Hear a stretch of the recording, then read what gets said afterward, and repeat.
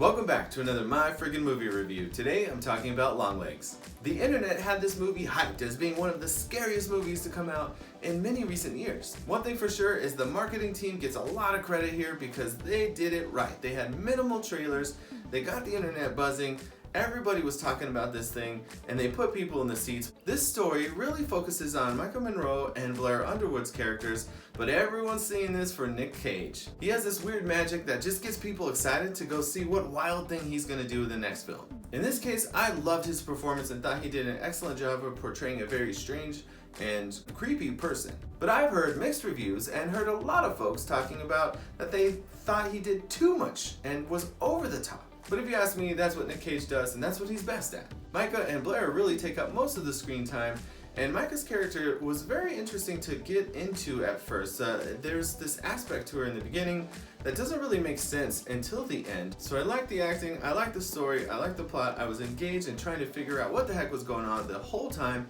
and actually found some details about the music where they were incorporating really creepy things in there to try and fit that like satanic vibe of listening to music backwards. So it seems like the directors really put a lot of thought into creating this film, even looking at the shots that they use. There's a lot of this center of screen focus.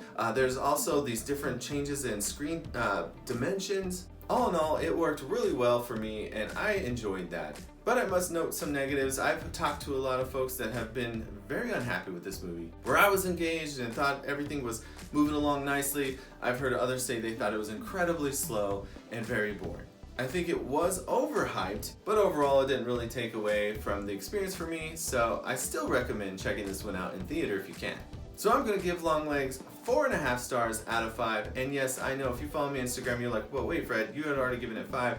After further review, I did think I needed to drop that down to 4.5, because I probably won't ever go back and rewatch this one multiple times. So if you're in the mood for a little suspense/thriller, maybe a little sprinkle of Nicolas Cage, well run down to the theater and check this one out, and then come back here and let me know if I'm friggin' right or I'm friggin' wrong.